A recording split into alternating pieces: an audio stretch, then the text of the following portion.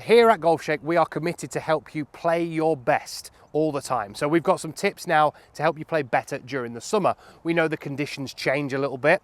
Sometimes we have to hit slightly different shots, and some of them are really, really difficult to play. So we're going to run through a few of those right now, show you how we go about playing those shots, and hopefully lower your scores.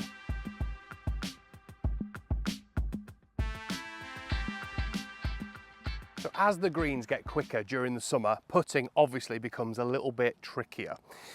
I would really encourage all of you to be practicing your short range putting, so inside that 6 feet mark where we tend to kind of make or break a score. But I think a lot of shots are lost in this kind of region as well. We've got a putt of about 35 feet down this hill. It's quick, it's slopey, and 3-putting from here is something that I see people do a hell of a lot. So working on that kind of lag putt to leave yourself 2-3 feet as your second putt, and something that you can kind of rely on if you've been practicing from short range, would definitely be a massive tip. So let's take a look at this putt, okay? So we're downhill, it's sloping away from us and a little bit left to right. So not a lot going for us really, but it's a putt that we could easily 3-putt.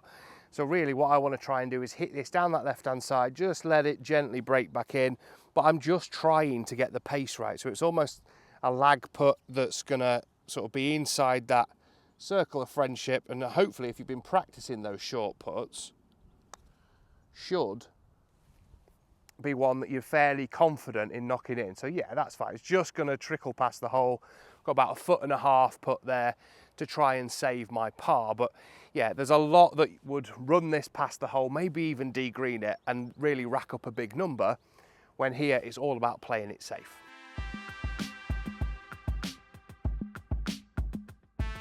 One shot that we can very often find ourselves with, particularly as the ground firms up a little bit in the summer, is one where we short side ourselves a little bit. As you can see to the pin here, I've got a bunker, the edge of the bunker to go over. It's landed on a downslope. There's not a lot of green to work with on the other side, and the chances of getting this close to the hole are slim to none really. It's certainly not a shot that I would want to take on myself. I would obviously require you to open the face considerably, swing quite hard to try and get this in the air, and I don't even think then it would stop that close to the flag. The sensible shot would be to play something where you've got the widest bit of green to aim at here. So we've got probably, instead of aiming at essentially about 10 foot of green there, we've nearly got 30 feet of green to aim at here. So instead of trying to play that Hollywood shot over the bunker and stop it really quickly, we can just play something into the wide part of the green there and hopefully try and save our par from there. Worst, we take a bogey, but we're not racking up a 5, 6, 7 from this position, because we could duff it in the bunker, we could thin it through the green, all sorts of things can happen. Think a bit more about the shots that you leave yourself around the greens, and hopefully your scores will come down.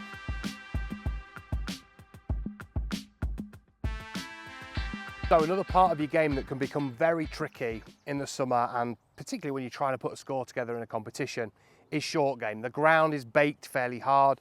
As you can see, it's very, very brown and quite dusty here, and there are some bare patches that we're going to need to chip off. Now, we've obviously got a flag here where we've got a bit of room between us and the flag, so we've got a bit of space here on the 18th at Howley.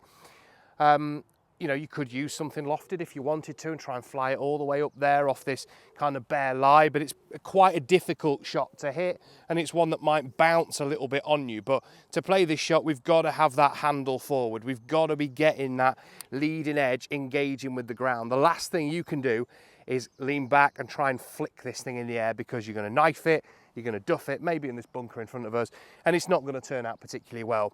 We've got to get that club descending on the golf ball, hitting down into the back of it, and getting a strike that comes off a little bit more crisp, okay? Fine, played it all right. It's about halfway up the green. Yeah, not the best shot ever, but really, really nice strike. The sensible one is to use something with less loft. Now, I've got a 7-iron here. It doesn't have to be a 7-iron, whatever you want to use, but I'm going to try and land this. Yes, I've got a bunker to go over, but we should have enough loft to do that, and it's going to land on that front of that green and hopefully just run up towards the flag. But it's a much easier shot. It chases up there towards the pin, and now I've got a putt of about 8 feet to try and save my par. Much easier shot, but really it's all about striking off these bare lies, and you've got to get that handle forward and try and hit down into the back of the golf ball. So shots off the tee become even more difficult in the summer because the ground firms up, the ball's going to run a little bit further. You need to know your carry distances, but also how far it's going to run out too. So a hole like this here at Howley Hall, the 5th, one of the toughest. We've got out of bounds all the way down the right-hand side. We've got 2 bunkers here, one down the left at about 200 yards and one down the right at about 225, 230 from here. So it's a pretty decent shot, but I would normally hit maybe 3 wood over the bunker, something like that, that's going to leave me a wedge in. But if I hit that in these conditions, it's probably going to run, because it all banks to the left, it's going to run into the trees there, and I'm probably not going to have much of a shot from that position. So I could hit a 4-iron. That kind of 200-yard bunker on the left then comes into play, or maybe if I hit one up the right, I'm going to get a bounce and it gets into there. So the sensible shot would be to hit something that's not going to get near any of that trouble. We can see the actual hitting area we've got to land it in is about 100 yards wide if we lay it up short of those bunkers. So I'm going to choose a club that's going to get absolutely nowhere near them. I've got 7-iron, which generally for me will land around 180 and maybe will run about 15 to 20 yards. So I might get close to that left-hand bunker, but I'm still pretty confident I'm going to stay short of it. So we're just going to hit this shot now, thinking about where we want to land it. I'm going to try and start it down the right-hand side so it just kicks in, but hopefully should be pretty safe.